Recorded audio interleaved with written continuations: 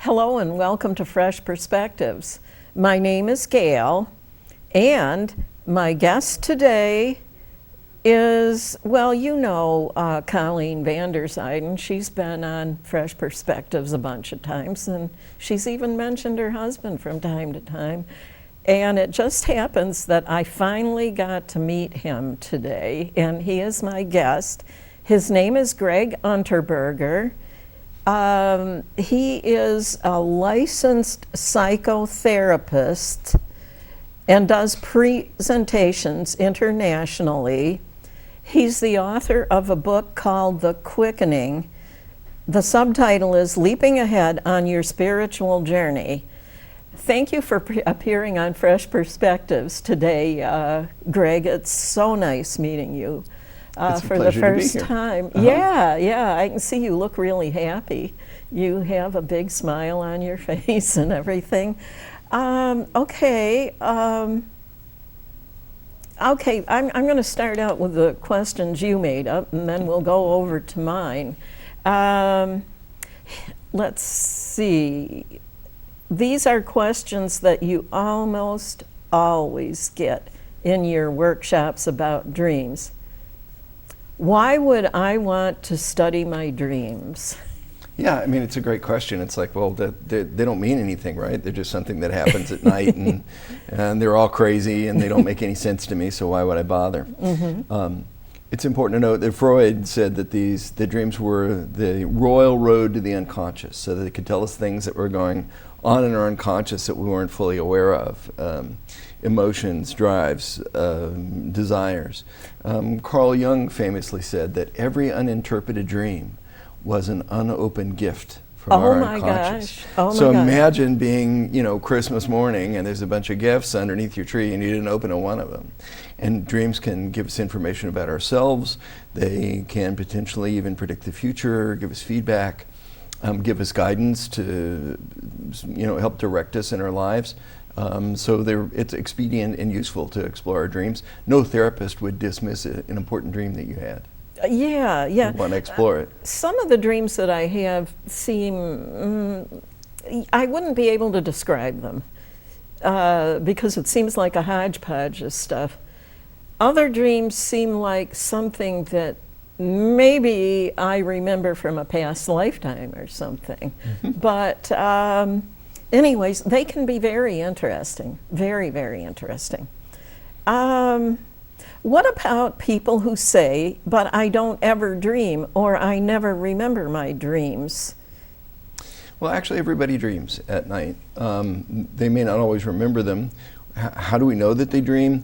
When we are in a dream state, when the eyes are closed, we can look at rapid eye movements that take place. REM, not the band and not the city, no. but REM, it's called REM sleep, rapid eye movement. And while that is going on, the brain is very busy dreaming. Mm-hmm. And you dream usually several times a night, and there can be lots of dreams that can happen in short periods of time. So we know that everybody dreams at night, but not everybody remembers their dreams. Mm-hmm. And so I tell my clients that say, well, I want to remember my dreams. Say to yourself, I will remember my dreams when I wake up in the morning.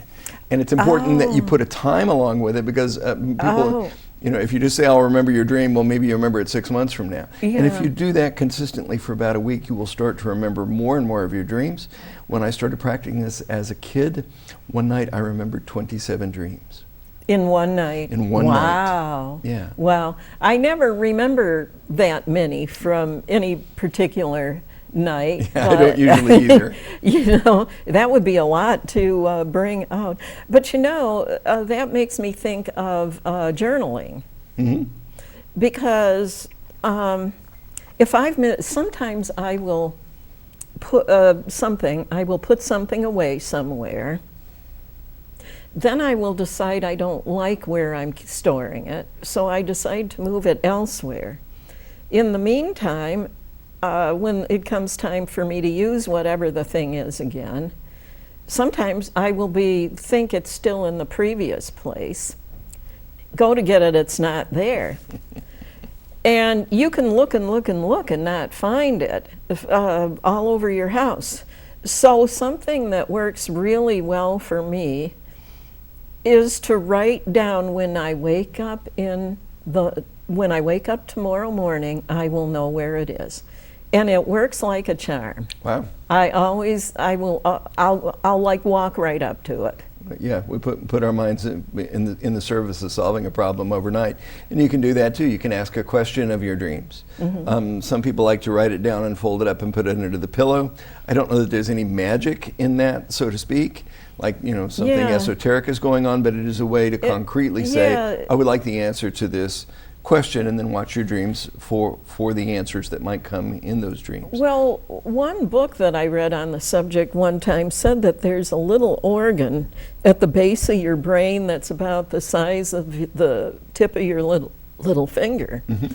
And when you're journaling, that organ will, you want something to turn out a certain way or something, mm-hmm. and that organ will go to work to manifest whatever it is that you wrote, wow. that you wanted to accomplish or whatever. I thought that was very interesting. So when I read that book, I started journaling a lot. So, well, certainly if you write down your dreams, and the more you pay attention to your dreams and write them down and take them seriously, the more vivid and the more frequently you will remember them. Oh, that's interesting. Yeah. So a dream journal. One of the things that I'm guilty of is I'll have a dream and I'll wake up in the middle of the night. Have you ever had that happen? And it's like, I'll remember that in the morning. And then sure as heck, you get up the next morning. It's like, I remember a dream, but I can't remember what it was. If you can keep a pen and paper by your bed and jot it down right then, if you wake up right after you have the dream, jot it down. Just some key ideas, even. Uh-huh. There's an old Native American trick where you drink a full glass of water before you go to bed, mm-hmm. and it's interesting in dream studies. You'll wake up to go to the bathroom, but only after the dream has completed itself.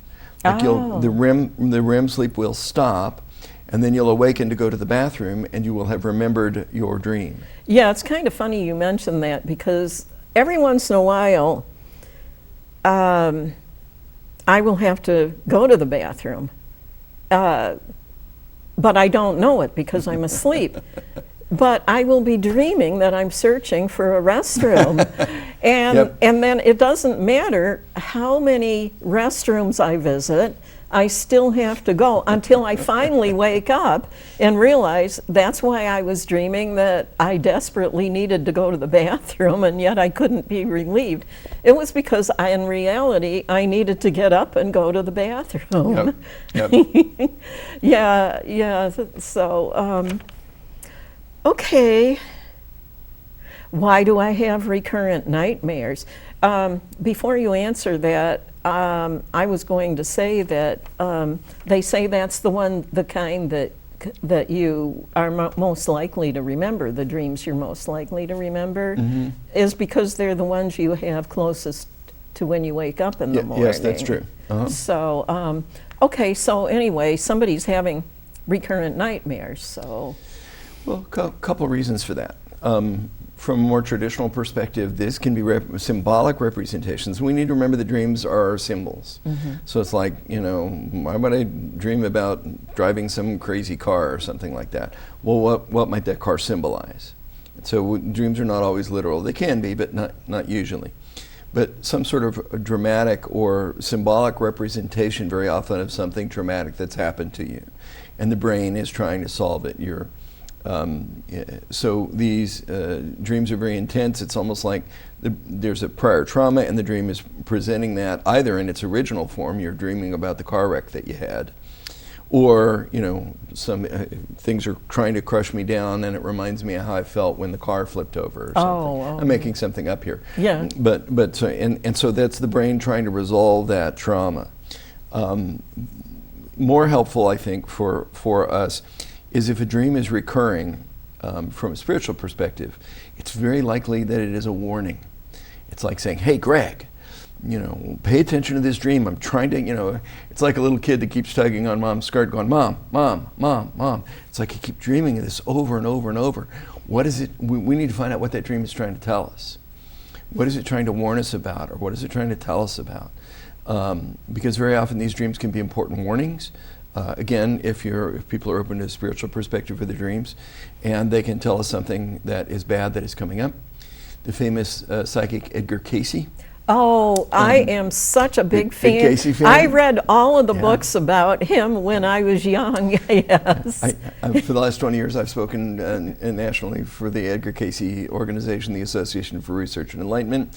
And Cayce says that virtually any important event that you need to know about will be foreshadowed in your dreams. Yes. Wow. So what if I could be warned about these things that are coming up so that I could prepare for them or prevent them or even circumvent them? And so I don't know, I have seen my book, The Quickening, Leaping Ahead in Your Spiritual Journey, starts out with a dream that I had that foretold the end of a relationship that I was in with a car driven by my partner at the time, going over the edge of a bridge, if you will. And it's like, and the dream was very literal. It's almost like, Gregg, things are going over the edge. She's in the driver's seat. You cannot stop this from happening. But when the car landed in the water, I saw these bright lights that were coming through the water, and the water was very clear. And I had this overwhelming feeling like, I will be okay. I will survive this. So the dream both foretold the breakup, made it clear that I couldn't stop it because my partner at the time was in the driver's seat, not me, and that we were going over the edge. Oh my gosh! But that there was a bright future ahead of me, and that I would be okay. Okay, so it kind of indicated that the relationship was going to end. Yep. But you were going to be okay. And now you're with Colleen Vanderzijden, of all people, you lucky man. I will take that as a compliment. And yes, I'm very lucky, and it's just amazing. A treasure to be married to someone that shares a lot of the spiritual and philosophical beliefs. It's just amazing, the story that I remember she told it here on Fresh Perspectives. Would you like to repeat the story? Yeah, the short version was Colleen was at Virginia Beach at ARE headquarters, the center, International Center for the Cayce work, and she was taking a workshop, and she wasn't all that impressed with the workshop, but I'm paraphrasing her when I say this. She said she picked up my book there, and it told her a lot of things that she hadn't seen. And Colleen is very well read, spent decades studying spirituality and mediumship and intuition, and there were a lot of things in that book that were new and fresh to her. So she contacted me about doing a workshop at Lilydale, and one thing led to another. We began a long conversation online, and eventually in the middle of COVID, we met up. In person. In person, face to face, yes. Yeah, it was a few years ago. She announced here on Fresh Perspectives that she sticks out the hand with the engagement ring. We're engaged. I was so surprised, Yeah, she was never going to get married again, much less have a relationship. So. Yeah, and then what was it, 2 years ago or 3 that you actually got married then? Yes. Oh, well, congratulations. Thank you. A few years late. Yes. Okay. Let's see, somebody sometimes has a dream about a loved one who passed away, and it seemed more real than their regular dreams. What does that mean? Yeah. Well, this probably won't surprise you, but maybe some of the viewers. It's probably not going to. It won't surprise me. It might surprise them, because I've had some of those kinds of dreams. I actually get messages from people that I knew when they were alive that I was like friends with and like that, and they always just want me to. They show up in my dreams and they say, "Tell my kids not to feel bad. Their dad and I are so happy to be back together again." Yes. One had passed a few years before the other. They were in their 90s, and And we're just so happy, and then they go running off to get happily together, you know, into this beautiful scenery that is heaven. Some people say that they are creeped out by dreams when someone shows up who has passed over.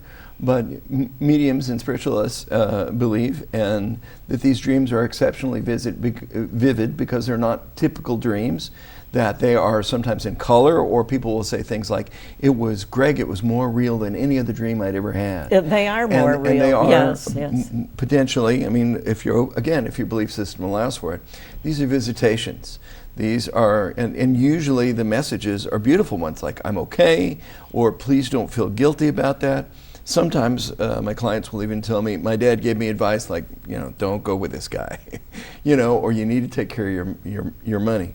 My mother came to me recently in a very vivid dream and gave me some financial advice, which turned out to be very apropos. Oh, good. So these are potentially visits from the spirits or the energies of the people that continue from the other side, and they are beautiful. Although if you're not used to being open to those kinds of ideas, I understand how they can be disconcerting or alarming. Well, they were, because I started having some psychic experiences when I was a teenager. And the first one, I think it was probably the first one I ever had, it was like over the Easter weekend. We went to the Lutheran church when we were kids, and I remember it was Good Friday, and I was home, and it wasn't a dream. It was not a dream. I was awake and up and around. And all of a sudden, it's like I was in church, and a little boy faints, and a couple of men pick him up and carry him out of the room. And then all of a sudden, I pop back into that Good Friday. Well, that scared me then, because I had never heard of any of this kind of stuff. I didn't know that it was normal to have experiences like this, and it did scare me then. It's like, oh my gosh, what's happening to me? But that Sunday, that Easter Sunday morning, we went to the sunrise service at the church, and during, I think it was a hymn we were all singing when it wasn't just the choir. So we were all standing up, and the little boy whose job it had been to light the candles at the beginning of the service and put them out afterwards, he faints. Wow. And a couple of men from the choir come and get him and carry him out of the room. And that scared me again, because it was the same experience that I'd had. It's like I had time traveled 2 days in advance, popped back, and then that Sunday morning, it actually happens. Yes. It was scary because I'd never heard of such a thing. And you know, I hope your viewers will be open to the idea that these are beautiful experiences, that we're in the flow of things, that we can get information about the future. My father had Alzheimer's, and the last 5 years of his life, I took care of him. I was a primary caregiver for him. And shortly before he passed, he had a dream that he told me about. Oh. And my father was open to these kinds of things. And he asked me what I thought it meant. And in the dream, we were flying in an airplane, and he was worried that the airplane was going to crash when it landed. Oh. But he said, in the dream, you were my co-pilot, Gregg. And we landed the plane very safely, and it turned out to be fine. And I could have this kind of discussion with my dad. I had a good relationship with him. I understand not everybody could. But I said, Dad, in a way, it's a beautiful dream. What do you think? How and what way are you coming in for a landing? And he said, well, I'm probably going to die sooner rather than later. He knew he was getting close. Oh, and he kind of chuckled about it. Yeah. And I said, yeah. And I said, and you're worried it's going to be a tough landing? And he said, yeah, I hope I die in my sleep. I don't want to go through a lot of pain. And I said, and who's your co-pilot? And he said, you are. And he said, that's right. I'm helping you to land the plane and stick the landing and make sure you're okay. And that's a very reassuring dream. And in fact, my dad, I was there for my dad. And he died. He did die in his sleep with me sleeping right next to him. Oh, really? So yeah, it was a quiet, gentle death. I co-piloted him. He piloted, and he made his transition beautifully and peacefully and without a lot of pain. Oh, that was wonderful. Yeah, and the dream told him that, and that was great. That was very reassuring to him. So these are why we should pay attention to our dreams, I guess. Well, now I can look back on the memory of the story I just told you and realize now that it was a gift. Although I don't know why I needed to know 2 days in advance, that somebody was going to faint, but it turned out he had not had breakfast. It was a 6 o'clock in the morning church service. It was probably just because he hadn't had anything to eat yet. He was fine afterwards. But whenever I have, now I do realize that I have gifts that, now I know. I look back on that as having been a gift. Yeah. Interestingly, Edgar Cayce says that the most expedient way for us to develop our intuitive or psychic abilities is to work with our dreams. Like, people say, well, psychics get these flashes or these pictures in their mind, and I never get those, or I don't think I do. But every night we dream, and if we'll pay attention to those dreams and practice writing them down or paying attention to them, we can get information that gives us feedback about which directions our life would go, warnings about things that are coming back or that are coming ahead, reassurances that we're gonna be okay. I've had a lot of dreams where it's like I'm entering into a new level of my business, and is this gonna be okay? And the dream will show me symbolically a representation like, it's gonna be fine, this is a good decision. And it's also, if you'll indulge me, I know you are a pet owner.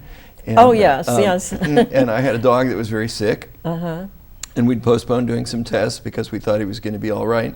I was married at the time, and in my dream, I saw my dog. My dog was running on the top of a crest, and he started rolling down this hill and landed at the bottom, and I heard a voice, not my voice, but a voice in the dream say, "My God, why doesn't somebody do something?" Okay? So symbolically, what might that mean? Well, my dog seems to be okay in the dream, but now he's going downhill fast. Oh. He's going downhill fast. Yeah. And a voice says, why doesn't somebody do something? When I woke up from that dream that next day, we took him to the vet, and we thought he was doing okay at the time with a cancer diagnosis, and he wasn't. And there were some drugs that could be administered immediately to him that would extend his life. And the dream gave me a warning. It's very literal. It's a funny way to think about it, like going downhill fast. Yeah. But that's what, just like, my relationship going over the edge. Right. And that alerted us, and the dog, then we got to live with the dog for about another year and take care of the dog, and his transition was with less pain, and we got to extend his life.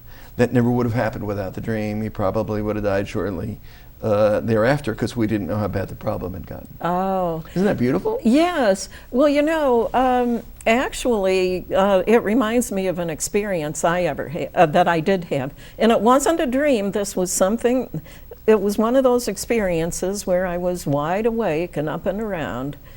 Although usually these things will happen when I'm in a relaxed state of mind. But one time, quite a few years ago, we had this one cat that was just a year old, a young cat yet, and I heard a voice say, "I'm not going to be here much longer." And gosh, I think, it kind of creeped me out a little bit. Is it going to be, one of the humans in the family? I knew the voice meant that somebody who lived in our house was going to die. And I think it was maybe a few days later or something like that, he went out in the road and a car ran over him, that cat. Oh. So on some level, that cat knew. that on some sort of a subconscious level or something, that cat knew that he was on his way out. And there's ways that is sad and kind of creepy. Not, you know, I mean, or a lot of people would experience that way. But here's what I would say about it. If we know something is going to happen, we can both prepare ourselves for it and also treasure the time, that next few days that you had with that cat, and be real present to the cat while the cat is still alive, knowing that something might happen. So these dreams can promise positive outcomes. They can give us warnings. They can also give us feedback, unconscious feedback about something is going on. Oh, I'm a lot sadder about this thing than I think I am because I had this dream where I was weeping over something. Or I'm much more angry at an unconscious, oh, I'm not angry, that doesn't bother me that much.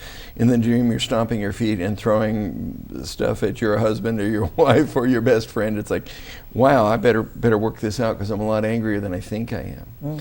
And another thing that's very common that people have in dreams are just kind of typical anxiety dreams. Like you're at work and the boss asks for the paperwork that you're supposed to have and you don't have it. And not all dreams are precognitive or have deep, powerful meanings. They can be representations of anxieties that we carry. Coming to the potluck and forgetting a dish, showing up at work again and not having the paperwork. Those are very common, and they're just kind of the mind kind of replaying like, oh my gosh, what am I going to do about this at night? Yeah.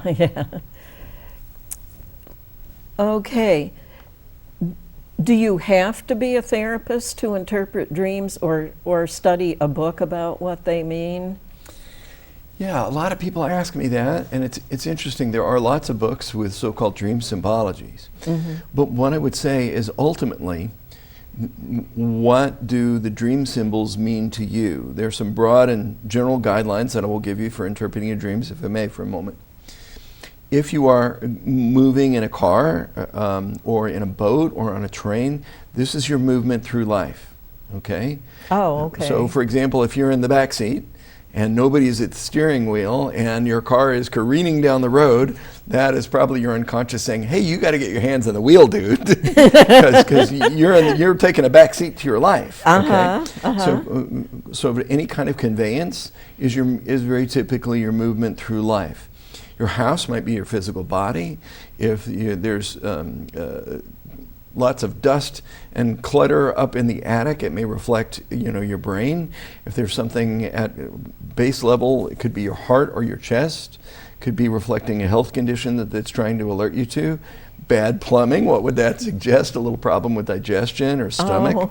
Okay, your plumbing's out of whack, it's you're spewing bile into the streets or something like that. Maybe it's time to talk to the gastroenterologist or something. Okay, so broadly and generally, these are things. And then watch for metaphors or idioms in your dream. The dog going downhill fast, the dream that I had where my relationship ended where the car's going, life is you're going over the edge here. Things are not going to be, the bridge that you might have made it across, you're not going to make it across, okay? Look for those sort of play on words kind of thing, Yeah.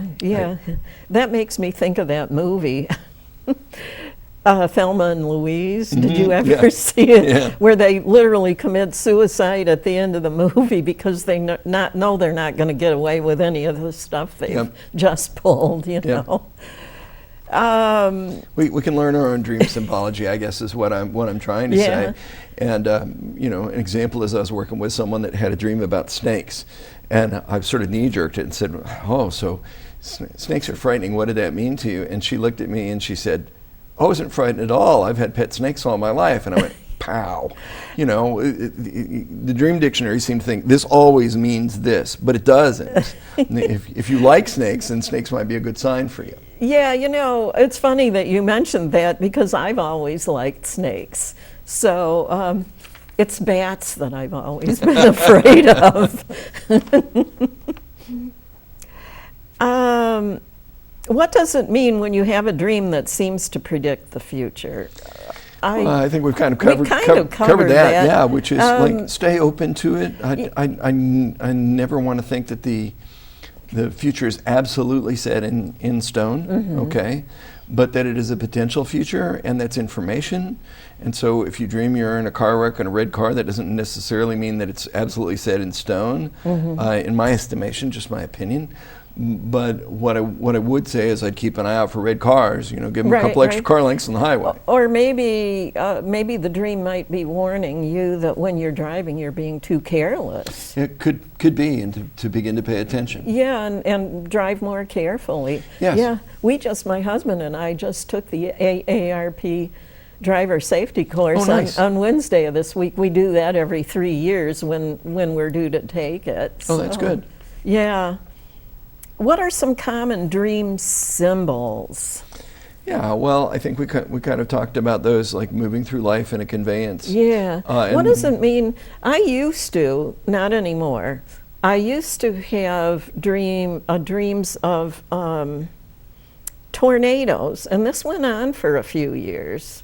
It kept recurring, and eventually, a few years later, a tornado actually came through our yard and knocked down most of the trees in the yard. Here you go. So those can be literal, like watch out for tornadoes. Like, I saw a tornado in a dream, tore up my backyard. It's like, okay, might be one coming. But also they can be, they demonstrate a whirlwind of energy. So, do they? And destruction, is normally what we think of. They're a threat. They come in and they tear things up. So you might look at people or circumstances that might be threatening your well-being.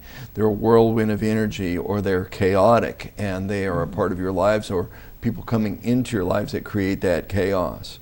I had a client that lived in a very gossipy neighborhood. Oh, okay. And he came to me and he said, in my dream, I was walking around the neighborhood and there were snakes, and I don't like snakes. Speaking of snakes, everywhere, and I would walk by and the snake would be slithering and it almost bit me, and I pulled back and I said, are people kind of snaky? Are they kind of demonish or serpentine in some way around you, if you're scared of? And he said, yeah. And I said, I'd be very careful what you'd say in that neighborhood to people. Yeah. Like who you tell what to if they're gossipy. Yeah, it's always a good idea not to be too gossipy, isn't it? Probably good in general, but for him it was a way of keeping himself safe from a lot of judgment from his neighbors. Keep my mouth shut. And the dream was like watch out, there's snakes out there. Yeah. Well, like in Christianity, the Bible starts out, with Adam and Eve in the Garden of Eden, and Eve kind of wrecks the whole thing because she lets this serpent talk her into eating this certain fruit. And I think a lot of people, it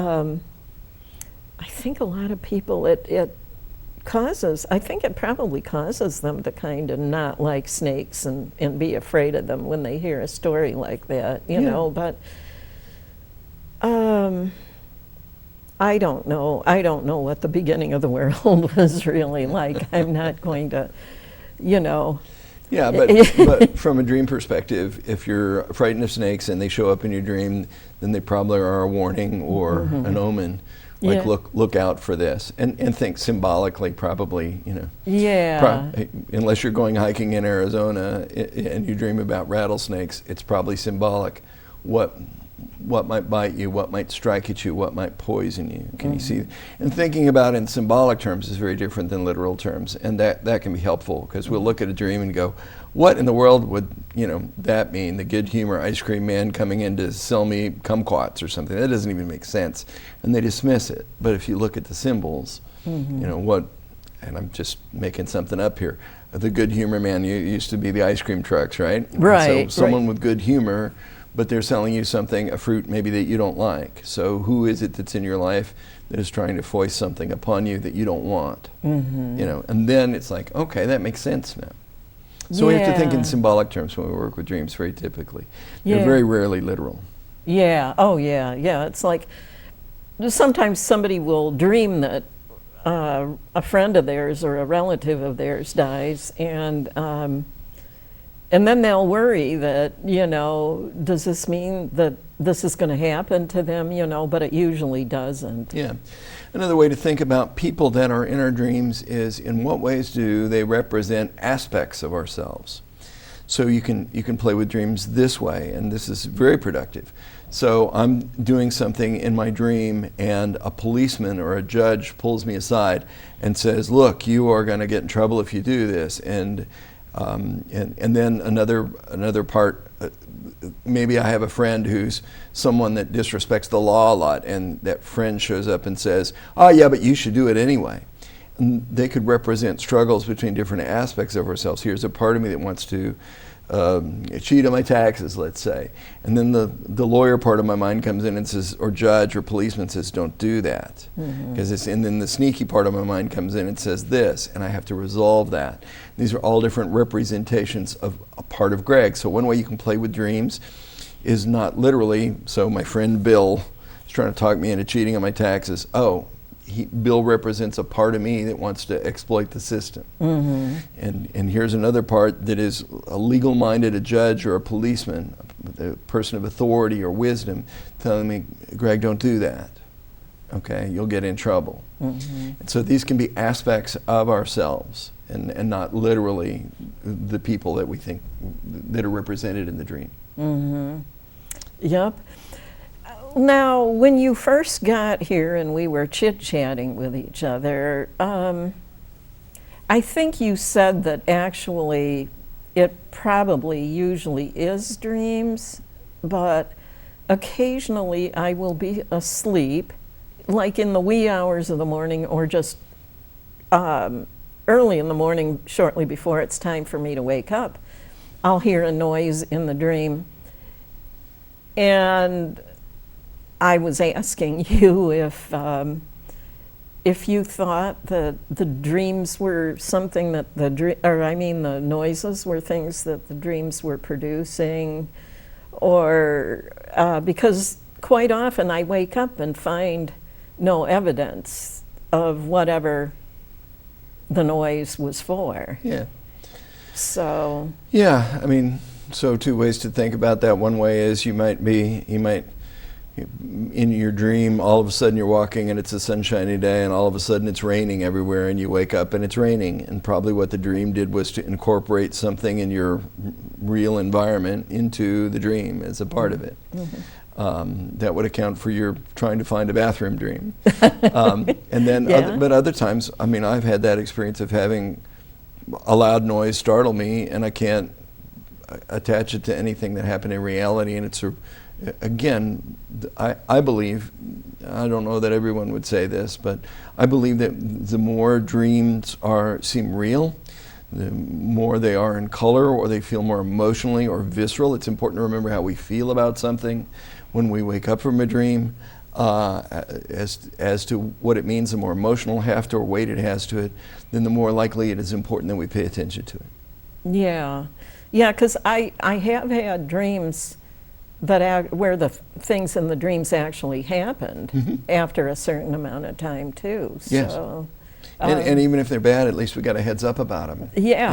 And so people want to push that information away. And what I would say is, if you knew something bad, then that allows you to prepare, both emotionally or take steps to mitigate for it. Yeah, and sometimes people wake up saying, "Boy, I'm glad that dream is over."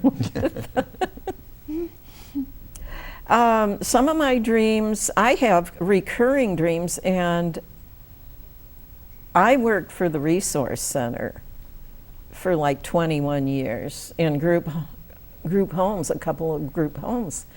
And after I first left that organization, I didn't have dreams like that. But now I do. I keep having dreams about that.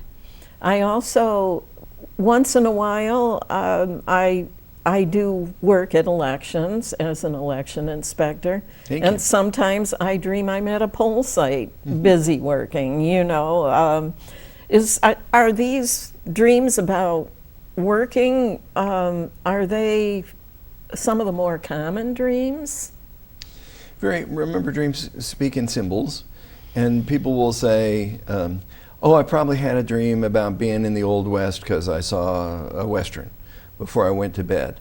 but our dreams will incorporate symbols from the day, or give us feedback from the day or from the week that we are living in real time, and draw from those. And so very often, again, these could be anxiety dreams, like I've got to get this right, I want to make sure all the votes are counted, or whatever it is that you do for election. Or in the resource center, I need to make sure these people are cared for in an orderly fashion and turn the paperwork in. Can be a repeat of those kinds of anxiety dreams. But I think it's more likely, since it's been a while since you worked at the resource center, that they are a symbolic representation of something. If I may ask, without getting too detailed, what happened in the dream, in the recurring resource dreams? Well, I remember in reality, not in the dreams, but I remember we were required to basically keep the homes clean. Part of our job was to help the clients learn basic living skills and things like that. And in the dreams, it seems like usually the place, like the fridge and the freezer, where the frozen foods and the refrigerated foods are kept, they're quite often not clean on the inside. I don't know why I'd be dreaming that, but well, it might be a symbolic representation of something that needs to be cleaned up. Okay, just again, something that is, again, watch your dreams for puns. It's fallen between the cracks. It's in between, and you can't. It looks okay from out here. Gosh, it looks pretty clean. But if you look carefully, it's messy in there, and it may reflect an aspect of your life that you want to clean up. So it could be a relationship. Could be some aspect of you. Maybe you notice you were a little irritated or angry, and or you hurt somebody's feelings and you need to clean it up. It's interesting that it is near the freezer. I mean, we talk about things sort of being in the deep freeze in our minds, like we've repressed them. So, but it's there, and you can see it if you look for it. And if it was your job in real life to make sure that there was hygiene there, then what is it? Either literally, what is it in your house that needs to be cleaned? What emotional work do you need to do, or spiritual work do you need to do to clean up that stuff which is fallen into the cracks?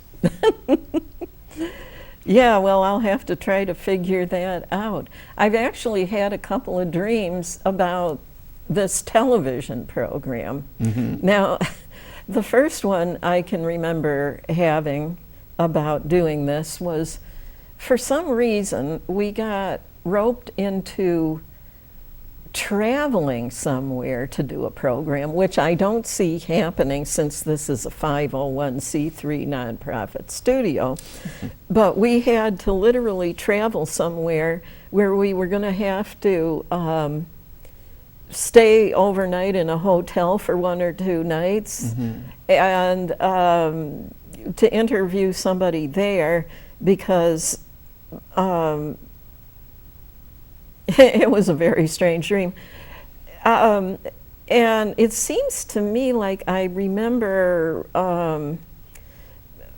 being in a nightgown and bathrobe while I was doing the interview or something like that. It was kind of strange. It could be kind of an anxiety dream, like I'm fearing that I'm going to be taken away from my home base. Not literally that your television show, but in what and you don't have to answer this on camera, but you could look and say, in what ways do I feel like I'm being pulled away from what I know how to do and what I'm prepared to do in the studio? You've done what, 233 shows that I hear, and so you know how to do this, but all of a sudden you're pulled away from that, and you're not exactly dressed for the occasion, and you're unprepared, and it's like I'm in my bathrobe and I don't feel like I look professional. That could be a fear for you, or it could be something is coming up that will take you to that position, where not literally a bathrobe in another state doing an interview, but a situation which you're unfamiliar with and you're unprepared for and not dressed appropriately for. Not literally, but maybe it didn't really have to do with the television show either. Probably not at all. Is what I'm thinking. But a situation which you're unprepared for that is going to involve travel. And so you could use that and go, okay, you get an invitation to go out of state to visit relatives or see some friends, and it's like, oh, I need to be prepared that I might be put on the spot. And talking about some things off the cuff in a way that feels unfamiliar or ungrounded, and I may be unprepared for that. And what do I need to prepare for that, or what do I need to avoid that so that I'm not embarrassed or uncomfortable? You know, it's funny. When I first acquired this television program, and it was quite by accident. You know, I had never considered the idea of having a TV show. It was one of those things where somebody had interviewed me, and then somebody said, I did a really good job of being interviewed, you should have your own television talk show. And then I repeated it to a friend who works here at the studio, and who happened to say, oh, well, I can arrange that for you if you want me to. So that's, I mean, it's as ridiculous as it sounds. That's how I wound up having a television program. But I remember in the first couple of years or so, it seems like I would be nervous in the morning when I first arrived here. Kind of scary. But as time went on and I started meeting people who watched my television show and finding out that they liked it, I got over that, but I don't know why. Well, that was a while ago anyway, too, that particular dream. That wasn't like this year or last year. It was a few years back. There was another one also, and that one probably had to do with being prepared, or maybe somebody that I was supposed to interview not showing up or something, because that has happened when I was supposed to do interviews on certain days. Yes. I've actually had a couple of different people that literally, most of them, if they have to cancel because they don't feel good or something is going on with them, usually. But I actually have had a couple of episodes that I was supposed to do that the person actually just didn't show up without contacting me. So for whatever reason, I don't know if they were nervous, maybe, I don't know. But anyways, another thing that I've always thought was kind of interesting, are you familiar with lucid dreaming? I know enough to be dangerous. I have a dear friend that used to run the state hospital who's an expert in it. I picked his brain a couple of times.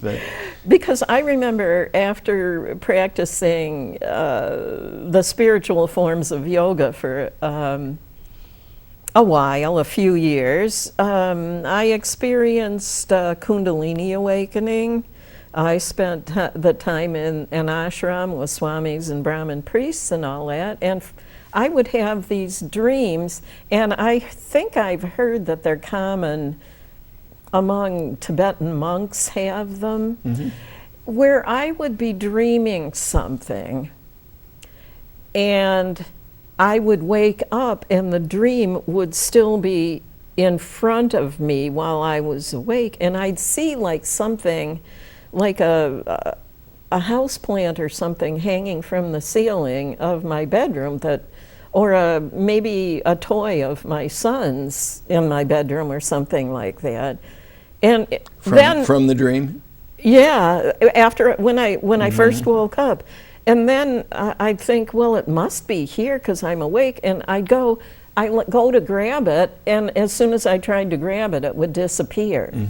Yep. And one time when I was dreaming and woke up and the dream was playing itself out in front of me, I watched it while I was awake for a minute, and then I fell back to sleep and finished the dream. So, I mean, have you heard of these kinds of experiences? Well, they're not wholly uncommon, and I know there are people that try to work with those, and we're going to get a little esoteric here, but in a lot of spiritual traditions, there's this idea, I mean, the old row, row, row your boat gently down the stream, merrily, merrily, why? Because life is but a dream. Right. And so there are some Buddhist traditions and Hindu traditions, the Great Illusion, or that this is sort of an intense waking dream. There are explanations in quantum consciousness for a reality that says that this is, basically a holographic computer program as the model that is being used, not literally, okay? And so those who study lucid dreaming say, if we can learn how to be awake in our sleeping dreams, we can learn how to look around at the physical reality that we see and say, as Ram Dass, the spiritual teacher, would say, this feels real, but it's only relatively real. Okay, there is a deeper reality, that I am a part of quantum consciousness, that I am a part of the unified oneness, that is experienced by mystics, that is experienced by near-death experiencers, where they say we're all joined, we're all one. The world as we experience it right now that seems real is I am not only, this body. Yes, those kinds of things, and so we're getting pretty much in the deep end of here of spirituality and talking about it. But I think that's the idea, is like, oh, if I can learn to be awake in my sleeping dreams, maybe I can learn to be awake in my waking dreams.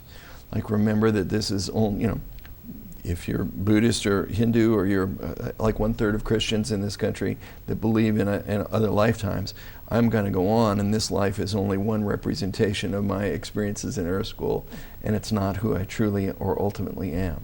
That's a lot to take in, I know, for a lot of folks. Yeah. I'm pretty sure that a couple of my dreams have been memories from past incarnations, and it was after the Kundalini experience. And I remember the first one. It was, well, actually, in that lifetime, the person who's my son now was my son then, and he was a little boy then, and in that particular dream, he was a little boy. And a woman that in this lifetime I was just an acquaintance with was related to me in that lifetime. And well, anyways, I guess I had in this lifetime gone back to sleep after the alarm clock had gone off. And then this woman told me, don't forget, you have to get up and get him ready to go to school. But she called me Eileen. And then one time when I was out at the ashram a year or so later, with the previous year, I had met this one, when I was out there, we'd taken an intensive with Swami Muktananda, and the woman I'd met and become friends with, I had told her at some point in time about that memory, and then she said she was telling this other woman about me without mentioning my name. And the other woman said, her name, this person I became friends with, her name was Eileen, which is probably why I told her about that. And the other person said to her, is her name Eileen by any chance? She had this feeling that my friend was telling her about somebody named Eileen. And it's not my middle name in this lifetime either. So, very curious. I mean, to me it was like, oh, definitely. To this day, I figure Eileen was my name in a past lifetime. So it's just, and then there was another one where I actually, my husband had gone to Titusville, Pennsylvania to an auction, and he brought back some things that he'd bought there they were like brass vases, but they were set with gemstones like malachite and coral and turquoise in floral patterns. And I remember holding these things in my hand. And that night I dreamed that I was with Jesus in a cave during his years between when he was a teenager and shows up again. And there was something about he was trying to help people find a way to drill oil. They had uses for it. They needed it for things. And I remember this big gusher coming up, and